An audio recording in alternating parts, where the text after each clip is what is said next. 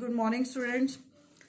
Mechanics ਦਾ ਬੇਟਾ ਆਪਾਂ 4 chapter ਸ਼ੁਰੂ ਕਰ ਰਹੇ ਹਾਂ ਪਹਿਲਾਂ, ਕਿਉਂਕਿ ਅਕੋਰਡਿੰਗ ਟੂ ਸੈਕਸ਼ਨ ਅਗਰ ਆਪਾਂ ਚੱਲ ਰਹੇ ਹਾਂ ਤਾਂ ਤੁਹਾਡਾ ਜਿਹੜਾ ਸੈਕਸ਼ਨ ਏ ਹੈ, ਸੈਕਸ਼ਨ ਏ ਦੇ ਵਿੱਚ ਸੈਕਸ਼ਨ ਏ ਚ ਤੁਹਾਡਾ ਫਰਸਟ ਚੈਪਟਰ ਹੈ that is coordinate system and fourth chapter ਹੈ ਮਤਲਬ motion of particle under inverse square forces. ठीक है, देखो मकैनिक्स का मतलब ही यही है कि पार्टिकल दे मोशन ਨੂੰ स्टडी करना डिफरेंट सिचुएशन ਦੇ ਵਿੱਚ। ਤਾਂ ਇਨੀਸ਼ੀਅਲੀ ਆਪਣਾ ਇਹਦੇ ਵਿੱਚ ਜਿਹੜਾ ਆਰਟੀਕਲ ਹੈ that is forces of nature, ਵੀ ਨੇਚਰ ਦੇ ਵਿੱਚ ਕਿਹੜੀਆਂ ਫੋਰਸਿਸ ਐਗਜ਼ਿਸਟ ਕਰਦੀਆਂ ਨੇ। ਬੇਸਿਕਲੀ ਬੇਟਾ ਆਪਾਂ 4 ਤਰ੍ਹਾਂ ਦੀਆਂ ਫੋਰਸਿਸ ਪੜ੍ਹਦੇ ਆ। ਫਰਸਟ ਨੇ ਗ੍ਰੈਵਿਟੇਸ਼ਨਲ ਫੋਰਸਿਸ, ਸੈਕਿੰਡ ਨੇ ਇਲੈਕਟ੍ਰੋਮੈਗਨੈਟਿਕ ਫੋਰਸਿਸ, ਥਰਡ ਨੇ ਵੀਕ ਫੋਰਸਿਸ, फोर्थ ने स्ट्रोंग फोर्सिस। तो ग्रैविटेशनल फोर्सिस तुसी सब ने पढ़िया हुई ने। ग्रैविटेशनल फोर्सिस जिहड़ियां हैवनली बॉडीज़ दे विच लगदियां ने, जिस तरह आपां कह सकते हैं कि अर्थ ते मून च लग रही है, अर्थ सन च लग रही है, या मून सन, ये जिन्ने भी प्लैनेट्स ने क्योंकि वो एक सेंट्रल सिस्टम के अंडर मूव करते हैं, जिन्हां दे सेंटर च मतलब सन है उहदे अराउंड सारे प्लैनेट्स मूव करते हैं। ग्रैविटेशनल फोर्सिस दे करके ही मूव करते हैं। तो ग्रैविटेशनल फोर्सिस ने जिहड़ियां you all know about this, F is equal to G m1 m2 upon r square। ਇਹ ਗ੍ਰੈਵਿਟੇਸ਼ਨਲ ਫੋਰਸਿਸ ਨੇ। ਨੈਕਸਟ ਨੇ ਇਲੈਕਟ੍ਰੋਮੈਗਨੈਟਿਕ ਫੋਰਸਿਸ, ਜਿਸ ਤਰ੍ਹਾਂ ਆਪਾਂ ਕੂਲਮਸ ਲਾ ਦੇ ਵਿੱਚ ਪੜ੍ਹਦੇ ਹਾਂ, ਸਟੇਸ਼ਨਰੀ ਚਾਰजेस ਪਏ ਨੇ ਉਹਨਾਂ ਦੇ ਵਿੱਚ ਜਿਹੜੀਆਂ ਫੋਰਸਿਸ ਲੱਗਦੀਆਂ ਨੇ ਉਹਨਾਂ ਨੂੰ ਅਸੀਂ ਇਲੈਕਟ੍ਰੋਮੈਗਨੈਟਿਕ ਫੋਰਸਿਸ ਬੋਲਦੇ ਹਾਂ। ਜਿਸ ਤਰ੍ਹਾਂ ਤੁਸੀਂ ਪੜ੍ਹੀਆਂ 1/4 ਪਾਈ ਐਪਸਾਈਲਨ ਨॉट Q1 Q2 upon r square। उस तो बाद वीक फोर्सिस बाद च दस ने बेटा। नैक्सट ने स्ट्रोंग फोर्सिस। स्ट्रोंग फोर्सिस की ने, जिस तरह हम देखो न्यूक्लीयस है, एटम है, एटम च न्यूक्लीयस है, न्यूक्लीयस दे विच की पए ने प्रोटॉन्स पए ने, न्यूट्रॉन्स पए ने। न्यूट्रॉन तो न्यूट्रल पार्टिकल ने। हुण जिहड़े प्रोटॉन्स ने ये पॉजिटिवली चार्ज पार्टिकल ने। हुण देखो जे असीं ध्यान नाल सोचीए तां असीं ये पढ़दे आ रहे हैं शुरू तो भी सेम चार्जिस ने जिहड़े रिपैल करते हैं एक दूजे नूं। पर सानूं ये भी पता है कि न्यूक्लीयस का जिहड़ा डायमेंशन है, न्यूक्लीयस का डायमेंशन सारा 10⁻14 सेंटीमीटर है। इन्ना छोटा साइज़ है न्यूक्लीयस का, ठीक है। तो हुण न्यूक्लीयस का जो साइज़ आपां देखिए, इन्ने छोटे साइज़ दे विच प्रोटॉन्स पए ने, मतलब सेम चार्ज के पार्टिकल्स पए ने। थ्योरीज की कहंदियां ने कि सेम नेचर के पार्टिकल्स एक दूजे नूं रिपैल करते हैं, पर इत्थे ये पए ने, असीं सारे जानते हैं इस चीज़ नूं। तो इहदा मतलब ये है कि दो सेम नेचर के चार्जिस नूं इकट्ठे रखा जा रहा है। इहदा मतलब उन्हां दे विच कोई बहुत स्ट्रोंग फोर्सिस लग रही ने, कोई बहुत ज़्यादा स्ट्रोंग फोर्सिस लग रही ने जिहड़ियां दो सेम नेचर के पार्टिकल्स नूं बाइंड करके रख रही ने न्यूक्लीयस के अंदर। तो ये जिहड़ियां फोर्सिस ने इन्हां नूं असीं बोलदे हां स्ट्रोंग फोर्सिस, या फिर असीं इन्हां नूं बोलदे हां न्यूक्लीयर फोर्सिस। इन्हां दी रेंज बहुत घट हुंदी है, मतलब ये शॉर्ट रेंज च ही काम करदियां ने, मतलब विद इन न्यूक्लीयस ही ये फोर्सिस काम करदियां ने। इन्हां नूं असीं न्यूक्लीयर फोर्सिस बोलदे हां या स्ट्रोंग फोर्सिस बोलदे हां। उस तो बाद नैक्सट ने वीक फोर्सिस। वीक फोर्सिस की ने, देखो बेटा जिवें रेडियो एक्टिव एलीमेंट्स ने वो डिके हुंदे ने, डिके हुंदे ने मतलब कि उन्हां च जिहड़ियां फोर्सिस लग रही ने पार्टिकल्स बहुत घट ने, तो बाइंड करके नहीं रख पा रहा उस सिस्टम नूं। इस करके वो सिस्टम है जिहड़ा ब्रेक हो जाता है। कहता जिस तरह बीटा डिके है, बीटा डिके हो रहा मतलब बीटा पार्टिकल्स निकल रहे हैं, तो उस टाइम जिहड़ियां उत्थे फोर्सिस रिस्पोंसिबल हुंदियां ने वो वीक फोर्सिस हुंदियां ने, ठीक है। ये कुछ बेसिक इन्फॉर्मेशन है रिगार्डिंग फोर्सिस। पर ये जो जिहड़ा क्वेश्चन पेपर दे विच आंदा है वो क्वेश्चन देखो की है बेटा, एक टेबल तुहाडी बुक दे विच बनया होया है, ये टेबल आंदा पेपर च। टेबल दे विच की है देखो रैलेटिव कंपैरिजन किया होया 4 टाइप दियां फोर्सिस दा, ग्रैविटेशनल, वीक, इलैक्ट्रोमैगनैटिक, स्ट्रोंग। रैलेटिव स्ट्रैंथ ते उन्हां दी रेंज कि कहंदा जे ग्रैविटेशनल फोर्सिस 1 ने तो वीक फोर्सिस उन्होंने तो 10⁻25 टाइम्स स्ट्रोंगर ने, इलैक्ट्रोमैगनैटिक उन्होंने तो 10⁻36 टाइम्स स्ट्रोंग ने, तो strong forces near about 10⁻38 times strong ने। इन्हां दी रेंज की है, ग्रैविटेशनल फोर्सिस की रेंज इनफाइनाइट है। देखो आपां नूं पता ही है कि सारियां हैवनली बॉडीज एक दूजे तो किन्नी किन्नी डिस्टेंस ते ने। वीक फोर्सिस की range less than 10⁻14 centimetre second है, मतलब इस रेंज से काम करते हैं। इलैक्ट्रोमैगनैटिक दे इनफाइनाइट है, strong forces the near about 10⁻14 और 10⁻13 सेंटीमीटर सेकेंड है। तो टेबल तुसीं याद रखना है बेटा। उस तो बाद ये आंदियां ने central forces.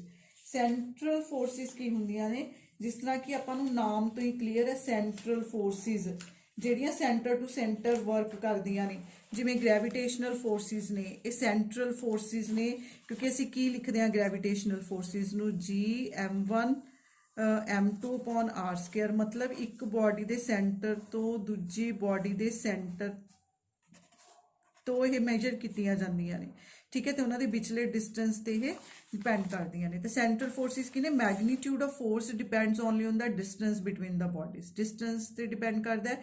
It acts along the line joining the centre of two bodies, ਮਤਲਬ ਸੈਂਟਰ ਟੂ ਸੈਂਟਰ ਐਕਟ ਕਰਦੀਆਂ ਨੇ।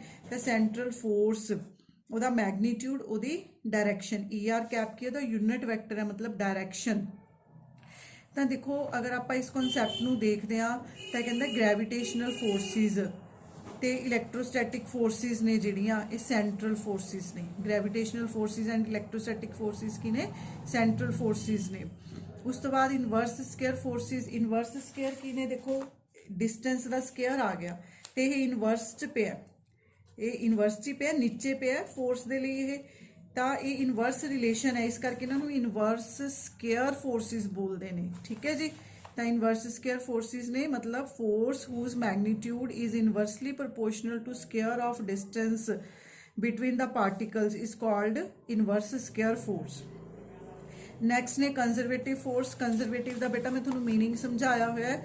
ਕੰਜ਼ਰਵੇਟਿਵ ਦਾ ਮੀਨਿੰਗ ਹੁੰਦਾ ਹੈ ਕਿ ਤੁਸੀਂ ਉਸ ਕੋਈ ਵੀ ਕੁਆਂਟਿਟੀ ਹੈ, ਅਗਰ ਤੁਸੀਂ ਕੰਜ਼ਰਵੇਟਿਵ ਪ੍ਰੂਫ ਕਰਨਾ ਤਾਂ ਉਹਦਾ ਕਰਲ 0 ਪ੍ਰੂਫ ਕਰ ਦਿਓ, ਠੀਕ ਹੈ ਜੀ। ਅਗਰ ਕਿਸੇ ਫੋਰਸ ਦਾ ਕਰਲ 0 ਆ ਗਿਆ ਇਹਦਾ ਮਤਲਬ ਉਹ ਕੰਜ਼ਰਵੇਟਿਵ ਹੈ। ਕੰਜ਼ਰਵੇਟਿਵ ਦਾ ਮੀਨਿੰਗ ਕੀ ਹੈ, ਦੈਟ ਮੀਨਸ ਕਿ it depends on initial and final position. Conservative ਦਾ ਬੇਸਿਕ ਮੀਨਿੰਗ ਕੀ ਹੈ ਕਿ it depends on initial and final position. ਤਾਂ ਉਹਦੀ ਕਰਲ 0 ਹੋਊਗੀ, ਤਾਂ ਜੇ ਕਰਲ 0 ਹੋਊਗੀ ਤਾਂ ਅਸੀਂ ਉਹਨੂੰ ਕਾਹਦੇ ਨਾਲ ਐਕਸਪ੍ਰੈਸ ਕਰ ਸਕਦੇ ਹਾਂ, ਅਸੀਂ ਉਹਨੂੰ ਨੈਗੇਟਿਵ ਗ੍ਰੇਡੀਅੰਟ ਦੇ ਨਾਲ ਐਕਸਪ੍ਰੈਸ ਕਰ ਸਕਦੇ ਹਾਂ। ਤਾਂ ਉੱਥੇ ਫਿਰ ਆਪਣਾ ਫੋਰਸ ਦਾ ਜਿਹੜਾ ਰਿਲੇਸ਼ਨ ਹੋ ਜਾਊਗਾ ਉਹ -du/dr ਹੋ ਜਾਊਗਾ। du ਇੱਥੇ ਬੇਟਾ ਜਰਨਲੀ ਮਕੈਨਿਕਸ ਦੇ ਵਿੱਚ u ਜਿਹੜਾ ਹੈ ਉਹਨੂੰ ਆਪਾਂ ਪੋਟੈਂਸ਼ੀਅਲ એનર્ਜੀ ਕੰਸੀਡਰ ਕਰਦੇ ਹਾਂ, ਠੀਕ ਹੈ ਜੀ। u ਜਿਹੜਾ ਹੈ ਉਹਨੂੰ ਪੋਟੈਂਸ਼ੀਅਲ એનર્ਜੀ ਕੰਸੀਡਰ ਕਰਦੇ ਹਾਂ।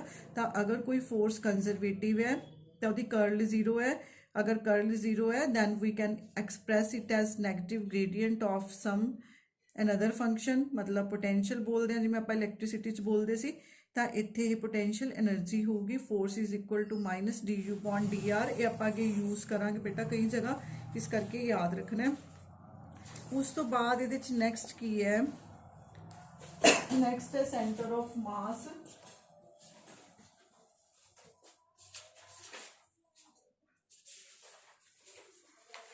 ਸੈਂਟਰ ਆਫ ਮਾਸ ਦੇਖੋ ਬੇਟਾ ਕੀ ਹੁੰਦਾ, ਸੈਂਟਰ ਆਫ ਮਾਸ ਅਗਰ ਆਪਾਂ ਆਪਣੀ +1 ਨੂੰ ਯਾਦ ਕਰੀਏ ਤਾਂ +1 ਦੇ ਵਿੱਚ ਅਸੀਂ ਪੂਰਾ ਚੈਪਟਰ ਪੜ੍ਹਿਆ ਸੀ ਸੈਂਟਰ ਆਫ ਮਾਸ ਤੇ। ਸੈਂਟਰ ਆਫ ਮਾਸ ਦਾ ਮਤਲਬ ਹੁੰਦਾ ਹੈ where whole mass of the body is supposed to be concentrate. ਦੇਖੋ ਡੈਫੀਨੇਸ਼ਨ ਕੀ ਕਹਿ ਰਹੀ ਹੈ, where whole mass of the body is supposed to be concentrate, ਮਤਲਬ ਸਪੋਜ਼ ਕਰ ਰਹੀ ਹੈ ਕਿ ਹੋ ਸਕਦਾ ਹੈ ਵੀ ਸੈਂਟਰ ਆਫ ਮਾਸ ਮਤਲਬ ਜਿੱਥੇ ਬੋਡੀ ਦਾ ਸਾਰਾ ਮਾਸ ਕਨਸੈਂਟਰੇਟ ਕਰਦਾ ਹੋਵੇ ਉਹ ਸੈਂਟਰ ਆਫ ਮਾਸ ਹੁੰਦਾ ਹੈ, ਠੀਕ ਹੈ। ਪਰ ਇਹਦਾ ਮਤਲਬ ਇਹ ਨਹੀਂ ਹੈ ਕਿ ਜੇ ਕਿਸੇ body the centre of mass point ਹੈ ਤਾਂ ਉੱਥੇ ਸੈਂਟਰ ਆਫ ਮਾਸ ਮਤਲਬ ਉੱਥੇ ਮਾਸ ਐਗਜ਼ਿਸਟ ਕਰਦਾ ਹੋਊਗਾ। ਜਿਵੇਂ ਹੁਣ ਸਪੋਜ਼ ਕਰੋ ਆਪਾਂ ਕੋਈ ਰਿੰਗ ਹੀ ਲੈ ਲਈਏ, ਠੀਕ ਹੈ। ਸਪੋਜ਼ ਕਰੋ ਆ ਮੇਰੀ ਬੈਂਗਲ ਹੈ, ਇਹਦੇ 'ਚ ਕੀ ਹੈ, ਇਹਦਾ ਤੁਸੀਂ ਸੈਂਟਰ ਆਫ ਮਾਸ ਕੱਢੋਗੇ ਤਾਂ ਇਹਦੇ ਸੈਂਟਰ 'ਚ ਆਊਗਾ, ਪਰ ਉਰੇ ਮਾਸ ਹੈ ਨਹੀਂ ਹੈ, ਠੀਕ ਹੈ। ਤਾਂ ਇਹਦੀ ਡੈਫੀਨੇਸ਼ਨ ਕੀ ਬੋਲਦੀ ਹੈ, where the whole mass of the body is suppose to be concentrate, ਮਤਲਬ ਅਸੀਂ ਸਪੋਜ਼ ਕਰਦੇ ਹਾਂ, ਆਪਾਂ ਗੁਲੇਲ ਬਣਾਉਂਦੇ ਹਾਂ। ਦੇਖੋ ਗੁਲੇਲ ਕੀ ਹੈ, ਇਸ ਤਰ੍ਹਾਂ ਖਿੱਚਦੇ ਹਾਂ ਅਸੀਂ ਗੁਲੇਲ ਨੂੰ, ਠੀਕ ਹੈ। ਆ ਗੁਲੇਲ ਹੈ ਸਪੋਜ਼ ਕਰੋ, ਇਸ ਤਰ੍ਹਾਂ ਅਸੀਂ ਖਿੱਚਦੇ ਹਾਂ, ਉਹਦਾ ਸੈਂਟਰ ਆਫ ਮਾਸ ਕਿੱਥੇ, ਉਹਦਾ ਸੈਂਟਰ ਆਫ ਮਾਸ ਇੱਥੇ ਕਿਤੇ ਹੋਊਗਾ, ਪਰ ਉੱਥੇ ਮਾਸ ਤਾਂ ਨਹੀਂ ਹੈ। ਤਾਂ ਇਹ ਜ਼ਰੂਰੀ ਨਹੀਂ ਹੈ ਕਿ ਜਿੱਥੇ ਸੈਂਟਰ ਆਫ ਮਾਸ ਹੋਊਗਾ ਤਾਂ ਉੱਥੇ ਮਾਸ ਜ਼ਰੂਰੀ ਐਗਜ਼ਿਸਟ ਕਰੂਗਾ। ਤਾਂ ਇਹਦੀ ਡੈਫੀਨੇਸ਼ਨ ਨੂੰ ਸਮਝਣ ਦੀ ਕੋਸ਼ਿਸ਼ ਕਰੋ, is defined as where the whole mass of the body is suppose to be concentrated. ਤਾਂ ਸਪੋਜ਼ ਕਰੋ ਤੁਹਾਡੇ ਕੋਲ ਇੱਕ ਸਿਸਟਮ ਆਫ ਪਾਰਟੀਕਲ ਹੈ ਜਿਸ 'ਚ n ਪਾਰਟੀਕਲਸ ਨੇ, ਪਾਰਟੀਕਲ ਦੀ ਪੋਜੀਸ਼ਨ m1 m2 mn ਹੈ ਤੇ ਉਹਨਾਂ ਦੇ position vector r1 r2 rn ਨੇ। ਦੇਖੋ ਹੁਣ ਕੋਈ ਵੀ ਬੋਡੀ ਹੈ ਜਿਹੜੀ ਉਹਦਾ कोई ना कोई सेंटर ऑफ मास पॉइंट होगा।